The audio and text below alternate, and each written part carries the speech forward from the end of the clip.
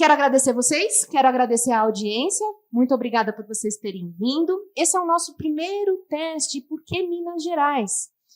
Uai, que Minas é um lugar acolhedor, né? A gente sempre teve muito carinho pelos mineiros, os mineiros abraçam, beijo, fazem pão de queijo, é tudo de bom. Então, para mim, é muito gratificante poder começar esse piloto com vocês aqui. Foi proposital da gente não fazer muito barulho, porque vocês hoje são os nossos cobaias, para vocês terem o feedback e entenderem tudo aquilo que vai ser falado aqui, e se realmente esse conteúdo fizer sentido para vocês, para a gente começar a fomentar isso e a divulgar em todos os lugares que a gente puder estar. Então, é muita honra e é muito prazer estar com vocês aqui, compartilhando. E vamos começar. Muito bem. Eu vou perguntar porque está no script, já sei, porque eu já conversei com todo mundo. Quem daqui trabalha com comércio exterior de alguma maneira? Nossa Senhora, é todo mundo.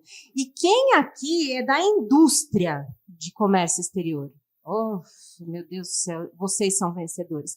E da área de serviços? Quem aqui presta serviços? As meninas? É isso aí.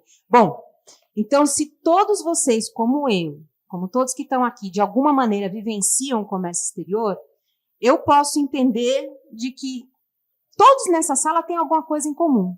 E eu vou provocar vocês com um videozinho bem rápido, que é para a gente também dar uma animada aqui, né, na nossa noite.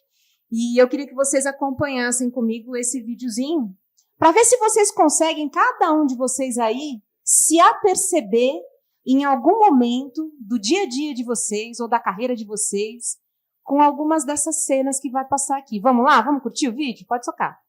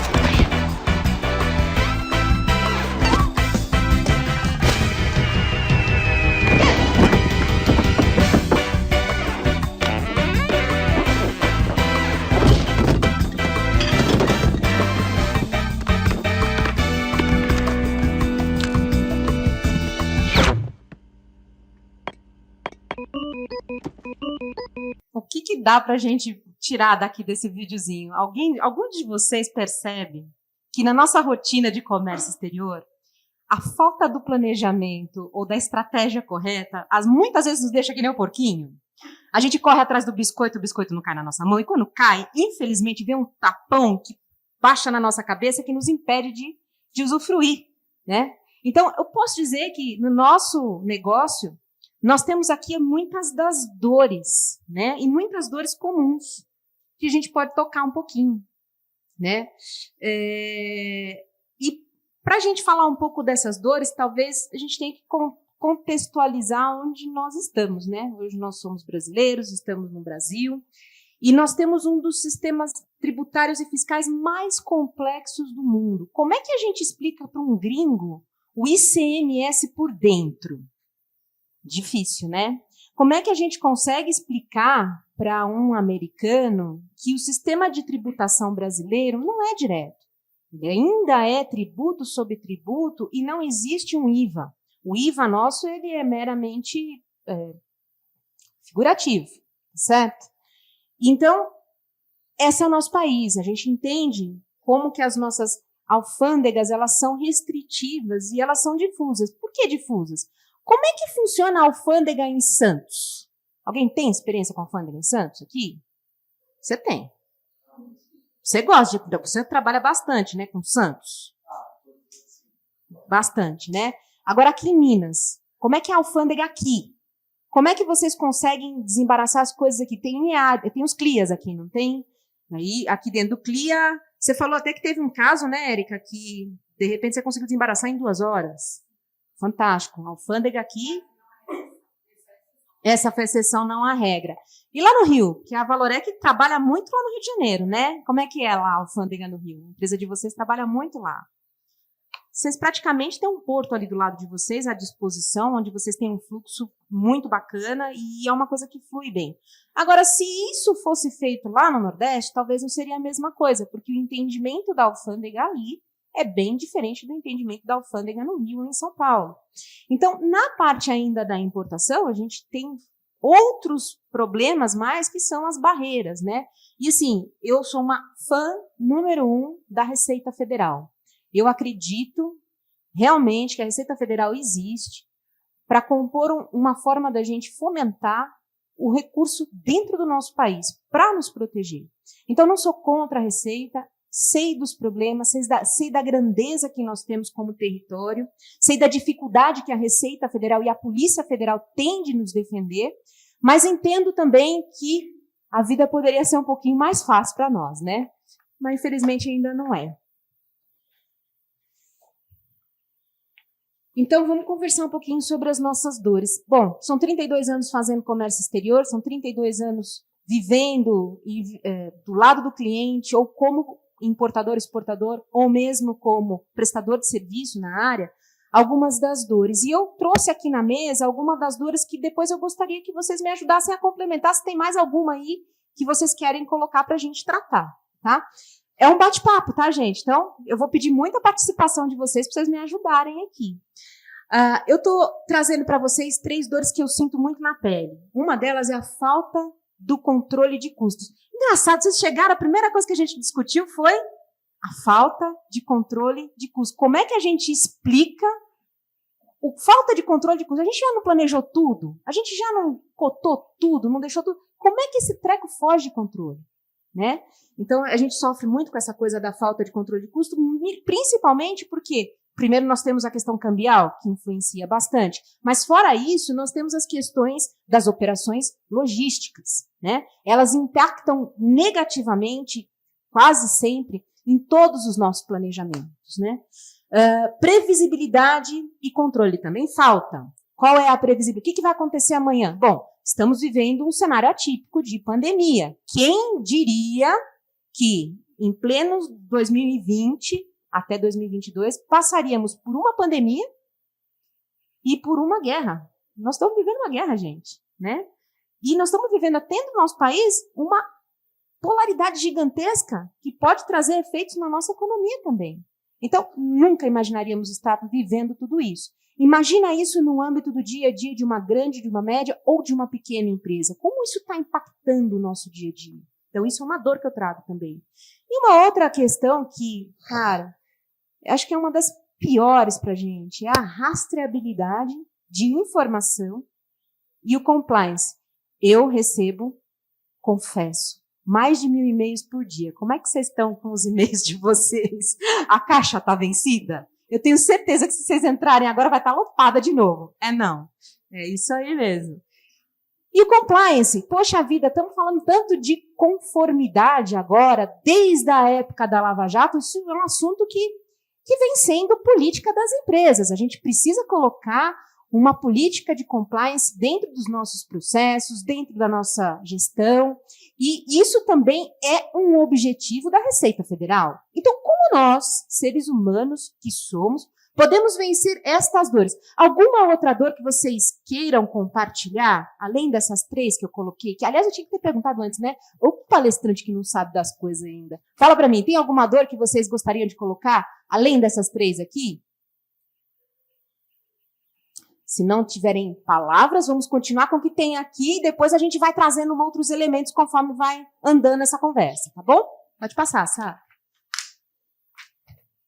Questões fundamentais. Antigamente, era assim. Não sei, eu sou da época do Telex. Vocês sabem o que é Telex? Era uma maquininha que a gente antes do e-mail que vocês usam hoje, não é uma maquininha que a gente gravava tudo que tinha que gravar para transmitir. E a gente pagava por letra para poder fazer a transmissão da informação. Tá? Então, eu entrei no comércio exterior na época do Telex. Não tinha fax. Não existia fax. Tanto que quando instalaram um fax do meu lado e aquele negócio começou a cuspir papel com coisas que vinham lá do outro mundo, eu falei, não, isso não pode ser de Jesus. Não é de Deus. Não pode ser de Deus esse negócio. Enfim, então, naquela época, a gente achava que a coisa mais importante para o comércio internacional funcionar era existir o produto e saber quanto ele custava. Tanto que, até um passado muito recente, era muito comum a gente ver pessoas fazendo operações custo-frete. Justo? Operações onde nós não tínhamos que nos preocupar aonde a mercadoria estava, quem iríamos contratar, porque o importante era a mercadoria estar aqui do meu lado. E o que me interessava era quanto custava colocado aqui. Quantos de vocês tiveram que conversar com clientes ou conversar com o chefe para dizer para ele, cara, aquilo que custa 1 lá na China, não vai custar 1 quando chegar aqui. Ou quando chegar aqui, mesmo que esteja lá 1 colocado aqui, quando entrar no teu estoque, não vai ser bem esse preço, né? Ou quando a gente vende um produto para um cliente na exportação, ele aqui dentro custa 1. Mas quando ele chega lá, ele não vai custar 1, ele vai custar vezes 2, vezes 3. Existem barreiras alfandegárias aonde passamos, né? Ou seja, na entrada, ou seja, na saída, existem as barreiras logísticas que a gente tem que enfrentar. Então, antigamente eram esses 2 únicos pontos que a gente se preocupava. Até que decidia-se um produto, decidia-se um mercado, ia-se investir, colocava o produto para rodar. Surpresa, ledo engano. Não eram só esses 2 fatores que a gente tinha que se preocupar. A gente também tinha que se preocupar na questão do produto em si, se ele realmente era viável, o custo para colocar esse produto em qualquer ponto e, principalmente, como captar as oportunidades de que esse produto chegasse aonde ele tinha que chegar, no custo que ele tinha que chegar, da forma que ele tinha que chegar. Nós hoje vivemos uma balança comercial que é sempre volátil. Porém, apesar da gente estar passando por pandemia, apesar da gente estar passando as questões políticas que estamos passando, e apesar da gente estar vivendo guerra, nós percebemos as oportunidades aumentarem para o nosso país. A gente percebe que muita empresa, com essa entrada da pandemia, teve a oportunidade de fazer os shift de mercado interno para mercado externo. E ainda os importadores, apesar de sofrerem com câmbio, com alta de dólar, com aumento de frete, ainda assim estão tendo a oportunidade de subir o nível das suas importações para aquilo que realmente importa, né? E mesmo assim, mesmo entendendo isso, mesmo estando num mercado promissor, nós ainda temos que enfrentar aquelas mesmas dores que nós começamos conversando anteriormente. E para isso, a provocação aqui é a gente trazer e emprestar um termo que vem da tecnologia, que é muito usado nas empresas de high-tech, né, que é o growth hack, esse aí, né? Fala. Growth hack. Esse Growth Hack, que o pessoal fala na tecnologia, é um processo que visa colocar as empresas para experimentar uma forma de trabalho e crescimento com base em construção empírica das melhores práticas a partir de hipóteses e experimentos. Como que a gente vai fazer experimento e hipótese e melhores práticas no dia a dia nosso? Como que a gente vai trazer isso para as corporações? É através de focar os esforços nos principais problemas que alavancam a empresa. Pensar nas melhorias para esse foco, priorizando as melhores ideias. Modelar a forma mais simples de testar uma nova ideia e colocá-la em prática.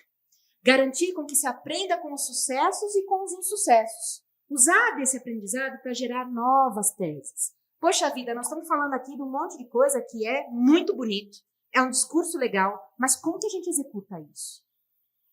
Como é que a gente pode trazer para a nossa realidade, viver a experiência que aquelas empresas tecnológicas hoje vivem? Alguém se arrisca? Onde que está esse segredo? Eu vou me arriscar, então. Nós precisamos falar um pouco sobre tecnologia. A tecnologia hoje traz para a gente a transparência das informações. Essas transparências de informações, elas formam dados, e esses dados formam análises, onde a gente pode tirar daqueles dados exatamente um plano da onde a gente tem que chegar. Para quê? Para fazer os esforços principais serem canalizados para aquelas soluções que precisam para o nosso dia a dia dentro das empresas.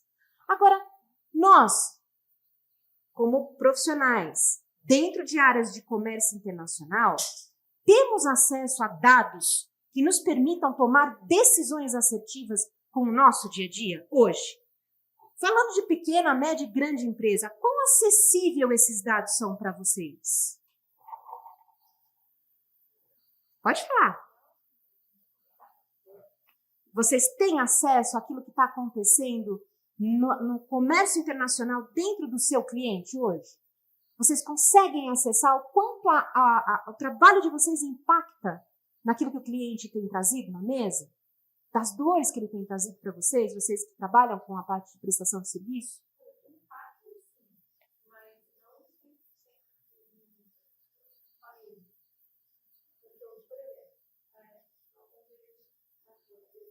Uhum. Uhum.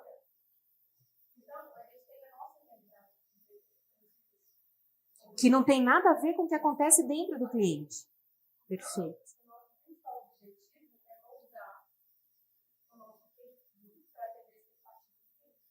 E como que você chega no perfil e expectativa do cliente se você não tem os dados para poder analisar, para poder chegar naquilo que o cliente precisa? É um desafio, né? É um desafio. E vocês que estão na indústria?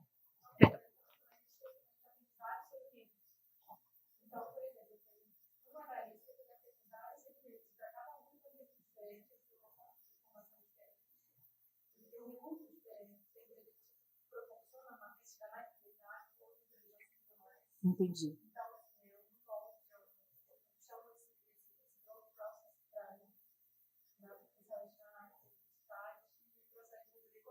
É isso. E para vocês, qual que é o desafio? Vocês hoje vivem dentro de uma empresa gigantesca, né? A gente tem muita dificuldade na integração, tanto de fornecedor que envolve a nossa cadeia, porque às vezes o problema está acontecendo no processo que está entre um fornecedor e outro, e isso não é muito claro para a gente. É muita empresa envolvida, e a gente tenta controlar aquilo ali. Por outro lado, a gente tenta também atender as metas internas. E os relatórios? Como é que é esse negócio do relatório? Conta para mim. Quanto tempo vocês passam no dia pensando em relatório no final do mês? É brincadeira, né? A confiança que aquela informação é assertiva, né? Você pode estar mostrando um dado aí que pode estar refletindo alguma coisa. Exatamente. Ele está tendo. Nem sempre a gente tem tempo, eu acho, que é real necessidade do conhecimento desse dado. Sim, entendo. E às vezes passa do lado contrário, do lado Que você não sabe melhor, nem... mas que ele não entende muito bem as minhas dores. Então, por isso que ele talvez está aplicando, achando que está aplicando, Tá tudo certo, né? mas tem que pegar. Não é fácil. Vem, entre aspas, né, do fluxo logístico assim, global, né? Porque quando a gente trabalha com o Rio de Janeiro, aí, em determinado período, começa a ficar mais interessante fazer outra coisa em Vitória, por exemplo. Aí depois, hoje trabalha na cidade do Rio, aí vamos para Angra. Aí depois, Pagão, aí outra ferrovia, depois a rodovia que compensa, aí depois tem tabela de frete, e aí começa a virar uma confusão, né? É uma loucura, Aí né? a gente mata, às vezes, um contrato e ele acaba pelo amor de Deus, estou comprando um contrato. Normalmente é isso que acontece. É, gente, são dores, você vê? São dores. Você nem vai perguntar, porque a sua vida é fácil. Ele te representou? Boa, boa. Eriquinha, é você lá nas licitações. Conta pra mim um pouquinho. A Érica é especialista em licitações. Ó, pra vocês saberem, a menina não é fraca, não. Conta pra mim, Eriquinha. Vou te falar uma coisa, eu acho que um dos principais desafios culturais, porque quem não é comércio exterior, ele não tem noção de como eu sempre brinco, o comércio exterior é que nem salsicha. Tipo, ninguém sabe como é que faz. Mas tem a salsicha. É isso aí. É difícil, porque você tem uma ponta, né, que é o dono do negócio, ele simplesmente ele quer o dele aqui no Brasil, desembaraçado, bonitinho para poder entregar. Eu vou contar pra você, não é só no Brasil não, viu bem? Daqui pra lá, mesma coisa. Mesma coisa. Uau! E daí você tem uma pessoa, você tem uma expectativa, por exemplo, quando você trabalha com licitação, você tem o órgão que está licitando, ele também quer saber, ele quer ganhar as coisas, ele quer que a mercadoria chegue lá para ele, instalar tudo certo. Então você tem um pouco assim, de problema cultural, porque por mais que você mostre dados, por mais que ele veja na TV que a gente está passando por uma pandemia, que tem guerra, que tem isso e aquilo, você explique para ele que tem esses fatores são fatores que você não consegue controlar, que são fatores que você, de alguma maneira, você monitora, mas você não controla, Não. mas eles não querem saber, sabe? Então, assim, é muito difícil quando você está no meio desse processo. Então, quando você tem dados, que você pode ter clareza, porque para mim, assim, quando você tem acesso a dados é conhecimento é poder, e você consegue ter mais clareza na hora de traduzir isso, principalmente para quem é leigo no comércio exterior no geral. Porque a gente não pode esperar que o CFO nosso entenda de logística. A gente não pode esperar que o CEO... Não, compaixão não existe nesse negócio, não tem amizade. Bem, é dinheiro. Então, assim, números. Temos que bater metas. Temos que ficar no custo. E temos que prestar o melhor serviço para o nosso cliente, com o melhor produto, no melhor prazo, no melhor tempo. É isso ou não é? Isso traz para a gente um limbo. Nós, aqui dentro, podemos dizer que vivemos um limbo dentro da nossa logística, que inclui alfândega, que inclui transporte, que inclui cadeia logística, que inclui a qualidade do produto. Porque depende também da fábrica produzir o produto a tempo, com a qualidade que se espera, para poder atender aquilo que a gente planeja como lead time de entregas e de produção. Até mesmo na hora que a gente está comprando material, matéria-prima, que vem para cá, para produzir aqui aquilo que tem que ser produzido dentro do mercado nacional. É certo ou não é? Então, estamos aí passando um momento muito difícil, com uma possibilidade de crescimento enorme, cheio de dores. Cara, alguém aqui aprendeu alguma coisa nas férias? Assim, quando vocês estavam lá, deitadinho na areia, tomando aquele sol, com aquele chopinho gostoso. Alguém aprendeu alguma coisa assim na vida? Na minha vida, em 32 anos, eu nunca aprendi nada. Estou falando na área comercial, profissional. Não vou falar a minha idade, não insistam, que ainda não estou preparada emocionalmente para encarar isso numa auditório, nem que seja pequeno. Não dá. Mas assim, em 32 anos de comércio internacional, eu não lembro de ter aprendido nada no oral. Nada. Tudo que eu aprendi até hoje nesta vida de comércio exterior foi por via anal. E vocês? Alguém de vocês aqui já passou por isso? Foi sempre no desafio. Então, sim, temos dores, temos desafios, a pandemia acelerou muitos processos e nós temos no comércio exterior que trazer para a nossa mesa o mesmo desafio. Nós temos que entrar nesse processo de crescimento através de melhoria contínua, nós vamos falar logo mais, e trazendo os dados, mapeando os processos para que a gente consiga, que o nosso CEO ou o nosso CFO consiga enxergar, através dos nossos dados, do nosso trabalho, aquilo que a gente precisa chegar. Então, falando um pouquinho sobre essa provocação, e já entrando nos processos de melhoria, o que a gente tem que fazer? Cara, a gente tem que olhar o problema de frente. A gente tem que olhar para ele e, assim, eu sei que dentro de uma corporação, de um prestador de serviço, ou de um produtor, ou de um importador, a gente passa por um treco chamado corporativismo, né? Nós passamos por isso, é política. Tudo ali gira em torno de quem tem o cargo, a função, a questão. Mas olha só, também me disseram um dia que esse negócio de ignorância era o segredo da felicidade. Deve ser. Mas eu ainda consigo arriscar que a melhor maneira da gente tratar isso é trazendo o problema à luz. É falando de uma verdade radical, colocando na mesa e fazendo com que essa transparência traga oportunidade de transformação.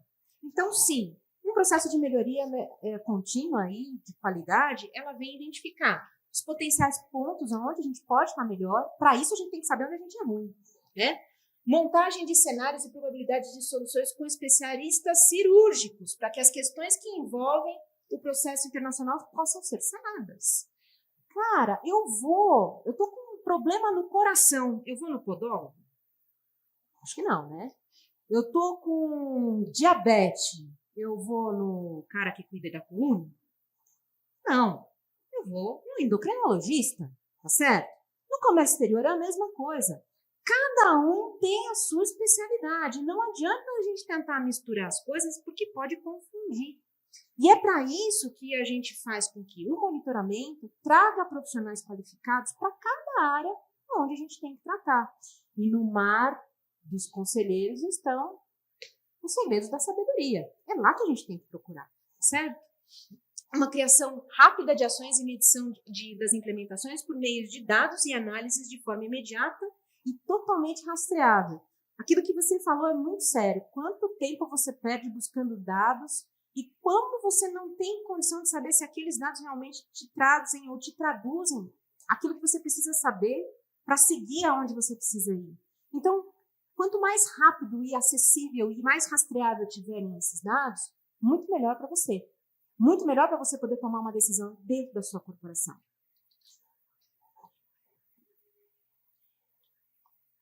Dentro do Growth Process, nós temos algumas premissas que a gente tem que levar em consideração. Nós temos que crescer. Parte do Growth Process é crescimento. Bom, se nós já sabemos exatamente aonde nós temos que ir, que a premissa básica do Growth Process é trazer crescimento, não adianta a gente achar que é só isso. Atrás do crescimento, você tem que construir outros pilares. Então, eu vou trazer para esses pilares, um deles, uma métrica norte. Hoje eu estou aqui e eu pretendo chegar em algum lugar. Então, se eu não sei o que o meu cliente quer, raramente eu vou conseguir saber aonde eu vou chegar. E eu tenho uma notícia para vocês, às vezes nem o cliente sabe aonde ele quer chegar. E é aí que a gente entra para poder ajudar a ter essa métrica, a ter esse norte, aonde nós precisamos estar. E é difícil a gente mostrar para o cliente aquilo que a gente quer que ele enxergue, se nem a gente sabe aonde ele tem que olhar. Mas é importante. E quando a gente fala cliente, a gente fala de gestores que estão em cima da gente, de equipes, de metas. Isso tudo tem que ser questionado cada vez mais. Muito bem. Como que a gente faz para que isso funcione, né? Nós temos que ter um motor da operação de crescimento, que são através dos experimentos. Então, não adianta a gente fazer a mesma coisa o tempo todo e querer arrumar sempre um melhor resultado, porque nós não vamos ter. Então, é na experimentação que nós trazemos para dentro do processo de crescimento a oportunidade de mudança. E, para isso, a gente tem que pensar nos processos internos que a gente tem, para que a gente consiga ter, a partir daí, uma motorização perfeita e, no futuro, uma otimização dos processos. Já ouviram falar que o bom é inimigo do ótimo? Então, esse processo aqui, ele é muito sábio. A gente sabe que a gente precisa crescer, a gente tem uma métrica norte, a gente começa esse motor para poder gerar oportunidades de mudanças e depois a gente otimiza. Ali na otimização, a gente vai procurar gastar menos tempo e menos dinheiro com processos mais ágeis e que tragam maiores resultados. E aí, então, a gente tem a descoberta. Tentar o que nunca foi feito e que vale a pena em estratégia de crescimento. Aí vai a inovação, aí é o sair fora da caixinha, que nem sempre é tão fácil. Mas, cara, você falou bonito, tá? Agora tá bacana, show, mas que raio de coisa é essa de growth? E por que isso se aplica às nossas rotinas? E como é que isso tem a ver com o nosso segmento? Eu vou trazer um pouquinho de história. Se vocês estiverem muito cansados, vocês me avisem, tá? A gente nunca vai conseguir chegar a lugar nenhum se a gente não souber de onde a gente veio. Então, comércio exterior. Eu não vou trazer isso na época lá dos nômades, tá? Mas já vamos vir um pouquinho mais para a idade moderna, que a gente se familiariza mais com isso, tá certo? Então, é o seguinte, temos teorias e história de onde começou esse negócio de comércio exterior. A Idade Moderna começou em 1453, com a tomada de Constantinopla, pelos turcos otomanos, o que forçou os europeus a explorarem novas rotas do comércio no Oriente. Todo mundo lembra dessa parte da história, né? Eu não faltei nessa aula, porque eu até anotei. É bacana. No dia 28 de janeiro, a consequência disso eu acho que todo mundo já sabe. Na época das grandes navegações, os portugueses chegaram ao nosso país e descobriram o Brasil. Beleza? Em 28 de janeiro de 1808, que por acaso é o dia do comércio exterior, Dom João VI assina a Declaração de Abertura dos Portos das Nações Amigas. Esse passo importante, apesar das intenções não terem sido nada nobres, levou o país ao cenário internacional, trazendo perspectivas e mudanças de sua economia e autonomia como nação. De lá para cá, muita água passou pelos nossos portos e tivemos a possibilidade de nos tornar uma economia exportadora basicamente de commodities, nos deixando entre as 7 economias mais importantes do mundo. Entretanto, com uma participação pouco maior do que 1% no que tange aos valores e volumes exportados e importados no mundo todo. Caramba, a gente é a 7ª economia do mundo, só que de valor a gente movimenta menos do que 2%. É pouco, né? É por isso que a gente ainda sofre muita consequência dos efeitos que vem na área internacional e que vem batendo aqui no Brasil. Sem dizer o fato histórico de que todo brasileiro sofre da falta de educação estrutural e acesso à informação e dados não manipulados. Quantos de nós aqui já ouviu a história da carochinha, acreditou, né? A gente escuta muita promessa, muita coisa. Infelizmente, os nossos dados até hoje são manipulados. Particularmente, eu prefiro que a gente fale a real e que a gente tenha acesso ao pior cenário para que a gente possa mudar. O que os nossos pais compraram e nos venderam, um país grande, eu sou dessa época, tá? Eu estudei em colégio que a gente tinha ainda que cantar o hino nacional. Olha, a gente faz tempo, mas a gente tinha. E eles vendiam para mim um país forte, com uma ideia muito bem intencionada de que era proteger a indústria nacional e depender menos do mercado internacional, o que historicamente fez uma mentalidade de um governo completamente protecionista e controlador, e o que foi fortemente contra o conceito da globalização, uma onda que, com a entrada da internet, a melhoria e agilidade dos carregamentos e descarga por meios dos transportes, por causa da criação dos containers, o container foi criado em 1960, e a primeira viagem ela aconteceu porque foi necessário fazer com que os portos fossem mais eficientes para que os exportadores estivessem cada vez mais próximos das saídas dos seus embarques. Foi por isso que foi criado a modalidade container, né? Então, por conta disso, já não se enquadrava mais essa mentalidade no nosso país. Nós tínhamos, sim, que ter um processo mais eficiente. E nós, quantos anos temos de Brasil? 500 e poucos anos? Nós somos ainda uma nação muito jovem. Então, muito pouco a gente conhece, né? Aqui, eu posso dizer que eu tenho que dar crédito a quem realmente fez com que o nosso país pudesse ter um alavanque. Fernando Collor de Mello foi o cara, em 1990, finalmente assinou o acordo e abriu as oportunidades de comércio exterior.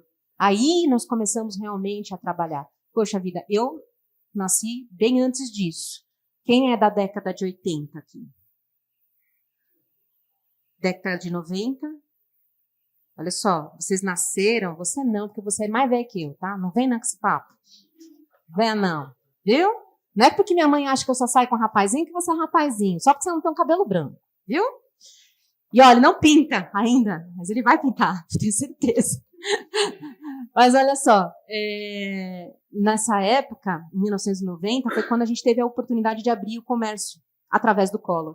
E assim, ele também não tinha um fundamento muito nobre, mas ele estava lá antenado nas questões de tecnologia que já vinham acontecendo desde 1970 em todo o mundo. Criação dos grandes hubs de tecnologia, a parte da internet que já existia, era meio restrita, principalmente para nós, mas foi a partir disso que a gente conseguiu ter acesso a alguma coisa.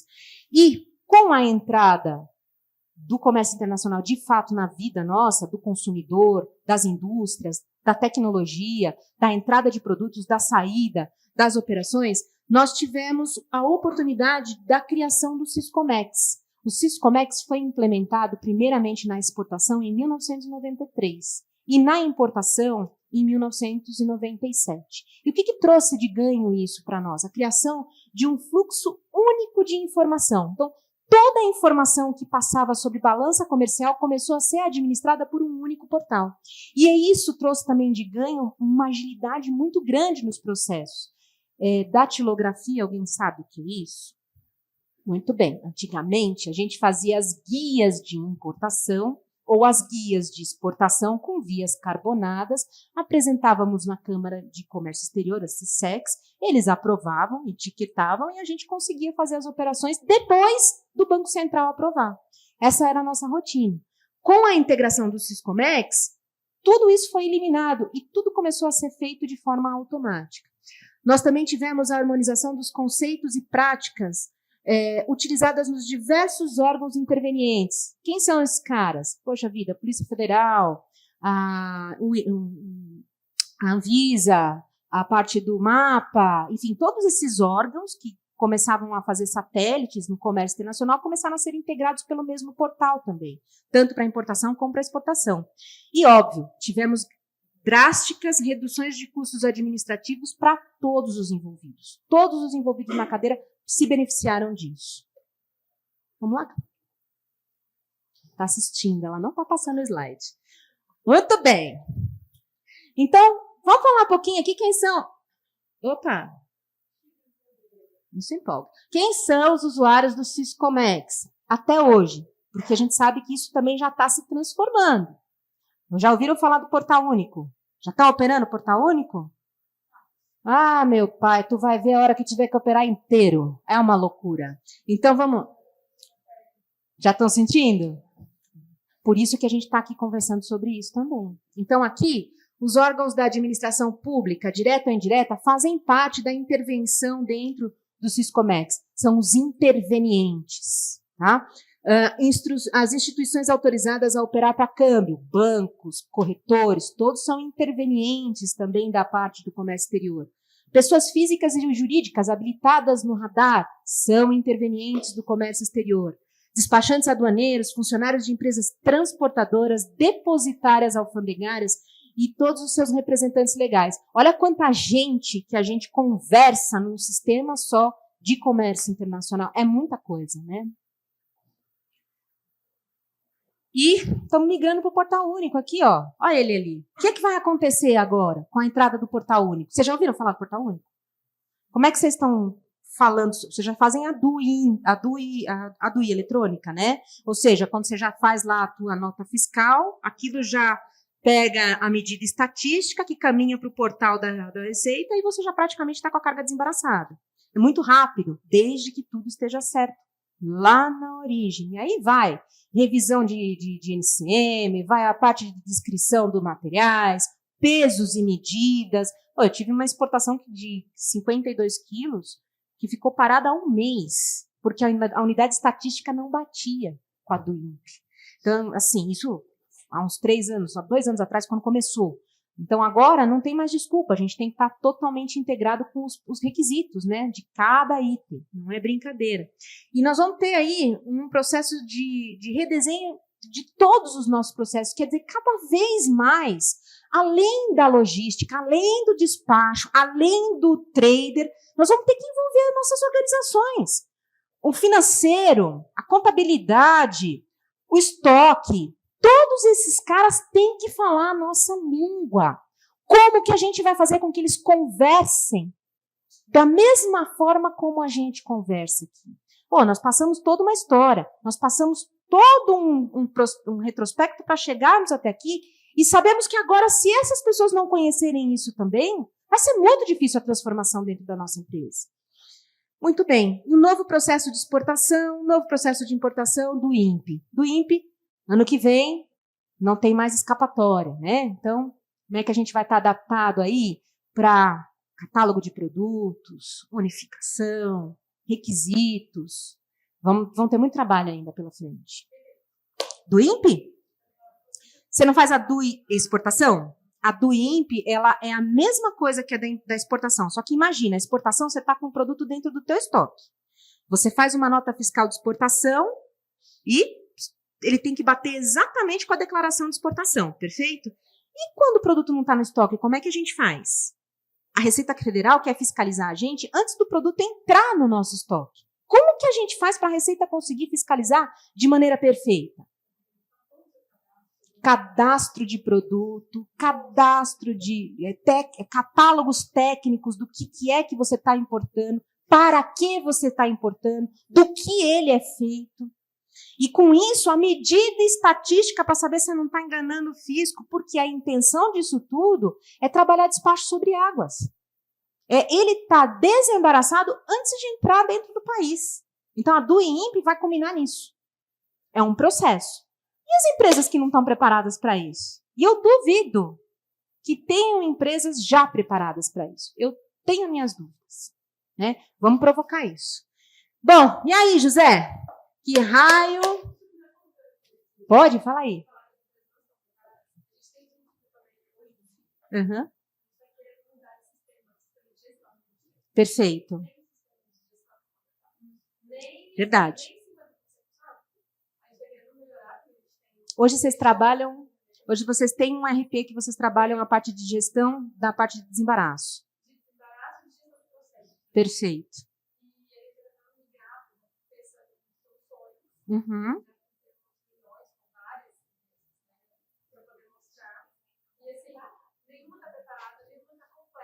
Uhum.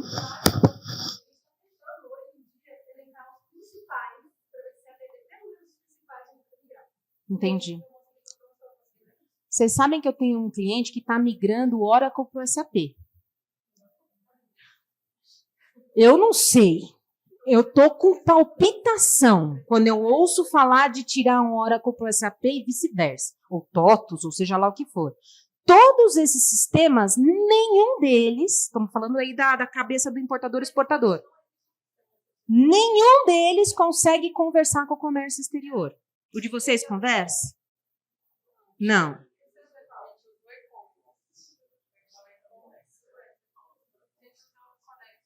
Conexos. Nossa, e foi fácil implementar o Conexos?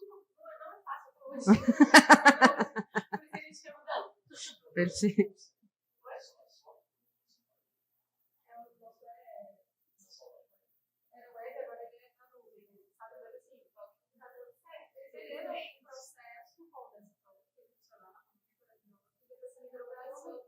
Acabou, né? Gente. Deus é bom. Eu tenho que te dizer que Deus é bom. Creia. Vai dar tudo certo.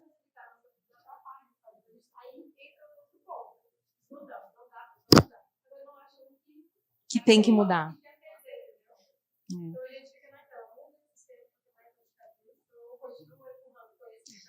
Nós vamos falar um pouquinho sobre isso. É muito difícil. César, acho que pode falar um pouquinho do cliente que você teve aí no passado que migrou do sistema. Como é que foi? Não, da Siemens? Acho que a Siemens,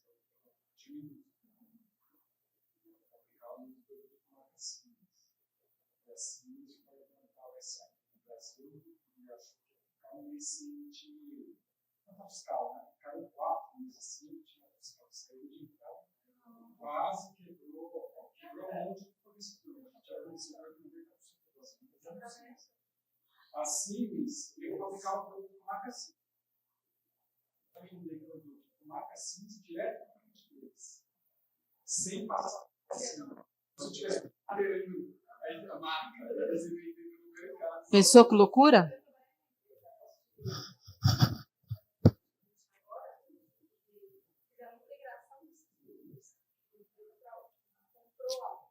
Então, eram dois modelos de SAP, né? Mas a PE de um para uma empresa e para outra. Completamente diferente. E assim vai. Um processo. E aí, galera? E aí, José? E agora? E agora, José? Que raio de growth que eu quero para o meu process? Eu não sei. Nós vamos ter que descobrir junto. Passa aí, Sara. Eu vou passar para vocês. Só um pouquinho.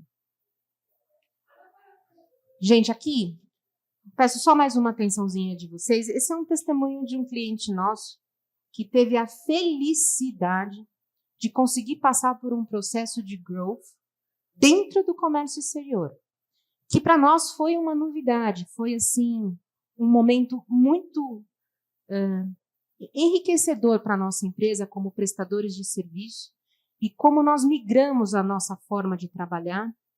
E eu queria que ele compartilhasse com vocês aquilo que compartilhou com a gente, né? Então, eu vou apresentar para vocês uma pessoa muito bacana. Vê se está funcionando o som, Sara, que eu acho que não está. Não está.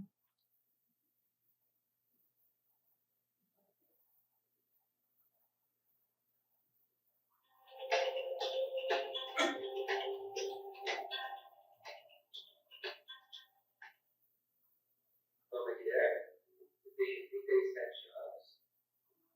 Vou passar primeiro aqui pelo meu background acadêmico, depois eu entro minha formação profissional. Eu sou formado em administração.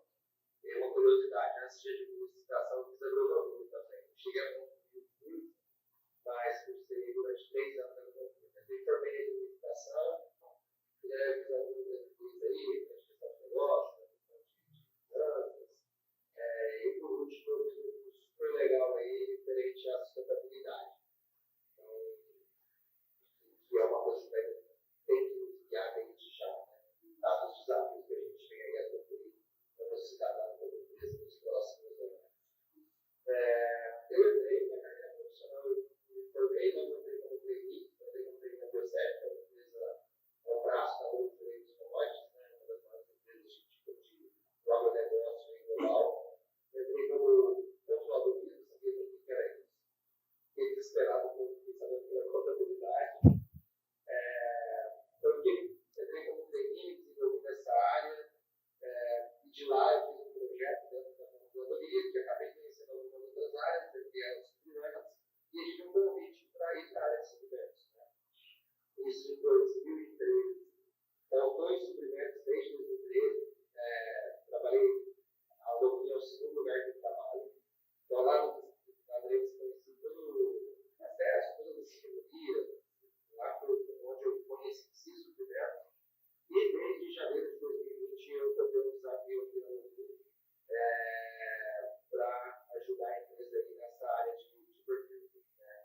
Hoje aqui nós falamos uma parte de compras, a parte de comércio exterior, vamos chamar assim, e toda a parte de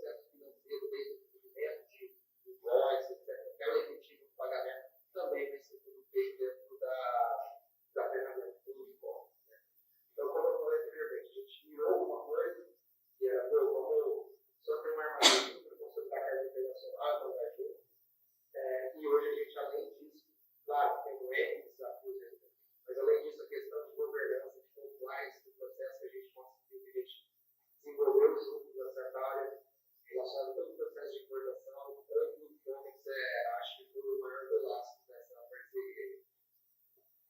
Gostoso ouvir isso, né? Uma salva de palmas pro Guilherme, porque além de tudo é um gato. Vamos combinar que trabalhar com um cliente bonito é muito mais gostoso.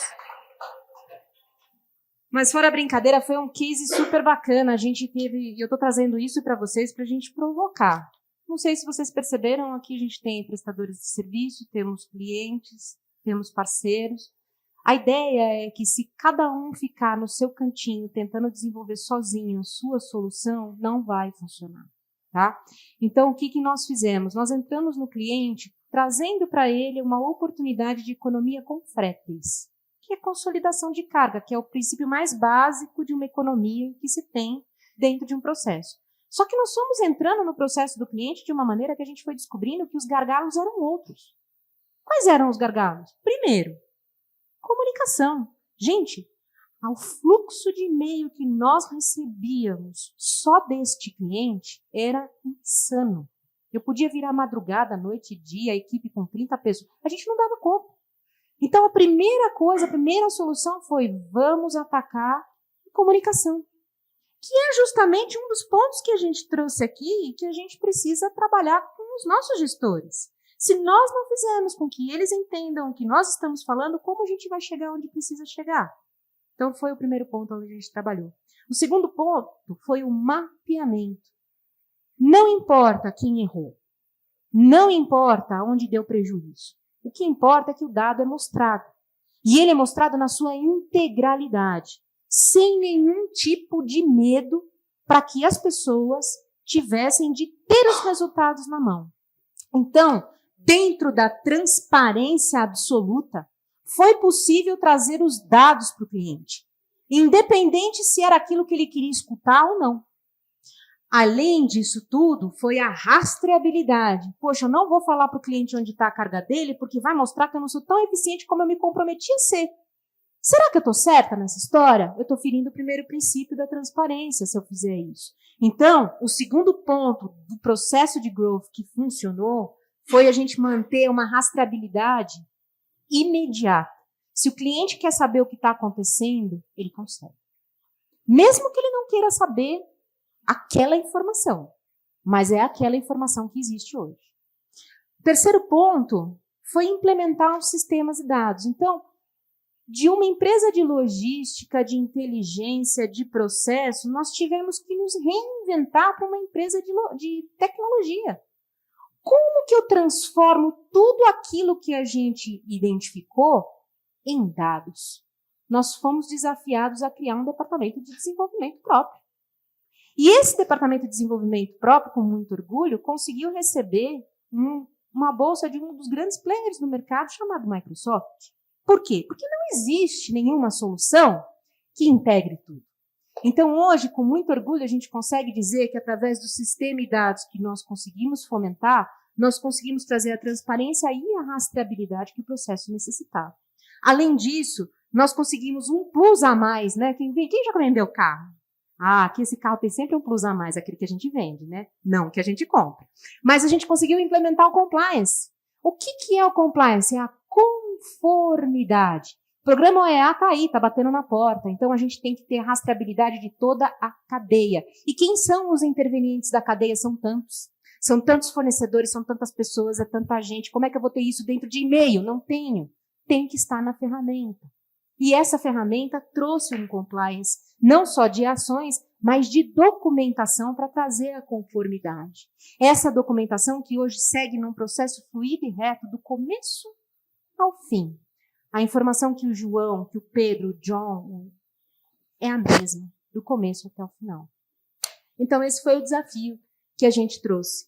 Foi trazer a transparência, a verdade radical, a rastreabilidade, com sistemas, com inteligência e com dados, através de uma parceria de confiança que nós conseguimos estabelecer.